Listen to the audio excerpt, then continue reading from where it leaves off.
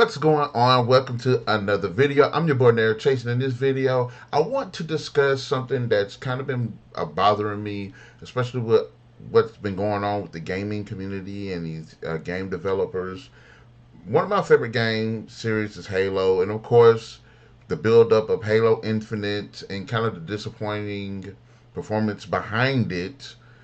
There were some questions that I wanted to have answered. What happened before the setup? The fall of the UNSC, on the battles preceding Halo Infinite, what happens after Halo Infinite. Basically, just the developers botched it. It was still a pretty fun game, had some really cool moments, had some really cool things about it, but in terms of story, it was definitely lacking in so many areas.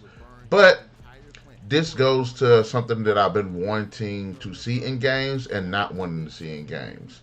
Now, some videos ago, I made the argument for having transmedia in some of these franchises, Fallout being one of the more prominent series. I believe it can translate to to comic books. It can translate to books. It can translate to TV shows and movies, such as the success of the Fallout television show. And Halo is definitely one of the pushing forces behind it because of its expanded universe in the books, movies, and games, and comics, and so on. But Halo Infinite is definitely one of the major step backs in terms of this. Now, there was a book that acts as an epilogue to Halo Infinite, and a book that acts as a sequel to it. The book Halo, the Rubicon Protocol, explores all of the events since the Banished attacked the UNSC on Infinity and they got onto Zeta Halo, and it explores all of the battles, the UNSC trying to combat the Banished forces, and kind of diving into what the Banished were doing there, as well as one of the twists that end up happening in Halo Infinite and the introduction of the Endless. And of course, in Edge of Dawn, we get the sequel to that. We follow Master Chief as he's helping to wrap up the Banished threat on Zeta, figure out what's going on, stop the Endless from coming back, all the while learning more secrets about, of course, the precursors, the Endless, the Forerunners, just everything, all the cool sci-fi things about the unlocking previous civilizations that the series has been driving towards in terms of Halo 4, Halo 5, and pretty much all the Halos. But I'm the reason why I wanted to bring this up was I don't understand these companies, because these two books would have just made such an addition to the game if you had implemented the story of the Rubicon Protocol. It basically could have acted as either Halo Reach before Master Chief gets there, or Halo ODST. And either one of those stories of following either a random soldier, a random ODST fighter, a random Spartan, or not even a random one, just a Spartan, because there are, there are some characters in there, not really prominent ones from the universe, like, Kelly or any from Team Osiris, anything like that. But there are military characters that we could have played as and been on this campaign before Chief gets there. That could have probably been either the first part of the game, where you're sitting here scrambling, battling the Banished forces while you're trying to get the UNSC built up together, and ultimately the downfall before Chief gets there. That could have probably been like the first third of the game, and I think that would have been really, really good. It'd been a really cool introduction to just different gameplay mechanics, opening up the world, being able to, at this point, utilize communicating and tactical strategy with, like, the UNSC, which we really don't really see in Halo games, because it's pretty much you or whoever you're playing with, but it's never just like a group or any coordinations outside of like cutscenes and stories. But there could have been, hey, there's one point in the book where they had to capture this base and start building the base up, and then the Banished end up attacking it and destroying it. And it's like that could have been a cool thing to have one of the being able to play as one of these Spartans or one of the ODST or one of the soldiers, and you go to this base, you clean out the base, you sit there and y'all build up your defenses, you gather resources, you attack certain Banished bases that are getting close, you patrol, coordinate. And then when the final battle does come with the Banished actually coming there, you actually get to try to fend them off. It's like a last stand, like what happened in Halo Reach. How everybody gets scattered and then they come together and they get scattered again and they come together. And then the Rubicon Protocol, which basically means do whatever you got to do to stop the Banished. You don't got to worry about talking to higher management. Do what you got to do to stop the enemy, regardless of what happens. So by all means. So I think that would have been a cool like first either half of the game or a third of the game. And the fact that because I've always wanted to know, okay, you see Infinity go down, but you don't see what happens outside of Master Chief's perspective. And once reading that book, I'm like, why was this not in the game?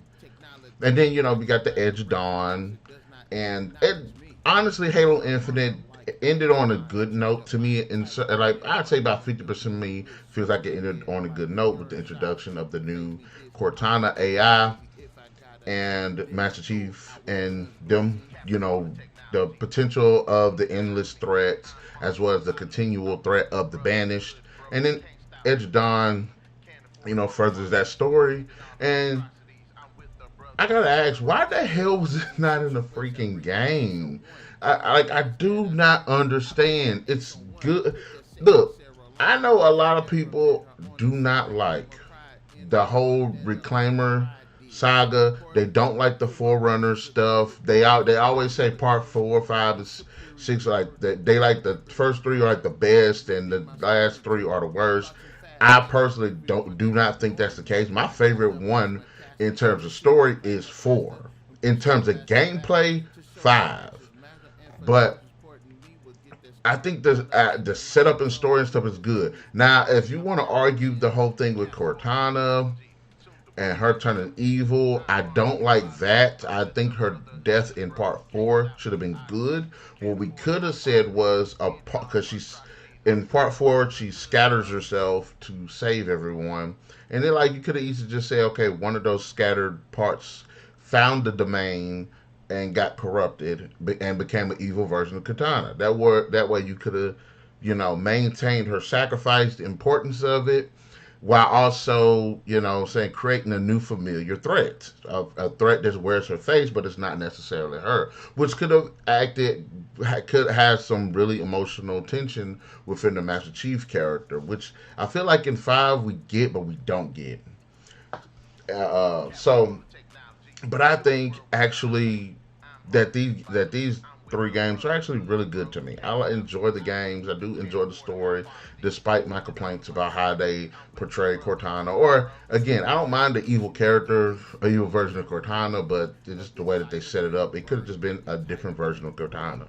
Or if you do say, hey, she found a domain and became corrupted, go with that instead of her just ultimately just changing her mind and being bad. So that way we can see her going down this line of corruption.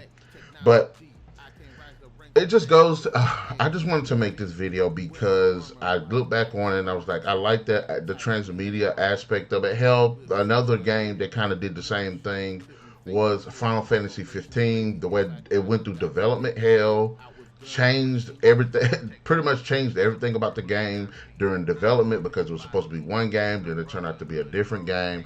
And then to actually get more of the context of the story, get deeper into the story, there was the Final Fantasy, the Dawn of the Future, I'm sorry, Dawn of the Future. It gives you the actual ending. It actually gives you more depth into some of the other characters that should have been fleshed out in the damn game. So, it's one of those things. I enjoyed the reading these books. I enjoyed the Halo Infinite campaign. I just don't understand the lazy effort it is when it comes to building a cohesive story, building a game that works around that cohesive story without doing extra stuff that doesn't add anything to the gameplay or the story. Because Halo Infinite, for as fun as it is, and I like open world games, I truly do. I love the exploration. I love just wandering around, just doing random things. I love the option to, get to the main story or do side missions. I love all of that stuff. And I do love the way it's presented in Halo Infinite. But I do think the fact that these two stories, Rubicon Protocol and Edge of Dawn, that story content was not in the game. Absolute misfire, absolute tragedy, absolute dumbass idea. So going forward, I don't mind like little stories that bridge the gap between certain games. It's just like you got Halo and you got Halo Combat Evolved, you got Halo 2, but in between those you got Halo First Strike, you got Ghost of Onyx and stuff. But like they filled the gap without taking away or feeling like parts of the story that was already established in Halo 2 and Halo Combat Evolved. I mean, imagine you got Halo Combat Evolved, and then they meet the Flood, and then it eats and that ends the game, and then and they put a book that follows up with it of how she defeated the Flood. You'd be like, come on. So, just like I said, there were good reads. I just want gaming developers not to do this. Like, if you want to add something that's already established, already fine tuned, already, you know, good. Like I said, if they wanted to, if they'd have put this content into the Halo Infinite game, came up with a prequel to that, and came up with a sequel to it to help bridge games and stuff, fine. But this doesn't do it. It feels like these story elements were taken from the game, which it really should have been a part of, and then just put in a book format. And then the fact that and then what hurts me more about it is Edge of Dawn, the story itself. All the DLC that they have focused on when it comes to the multiplayer, the stupid skins, the multiplayer levels, which are technically some of the levels from other games. Just all of the effort, that season pass and stuff could have been made to expand upon the story of Halo Infinite and giving it more replayability. But hey, who am I? Just a dedicated fan that loves the Halo lore, the books, the comics, the games, the movies, and not the TV show, because the TV show was absolute trash, although it did have some really cool action sequences. But anyways, those are my thoughts. Do you agree with my thoughts? Do you not agree with them? Are there some points that I missed? Be sure to let me know in the comment section below. And be sure to hit that like, share, subscribe, and that notification button to get the best of what we got going on the channel. And we'll definitely catch you guys later.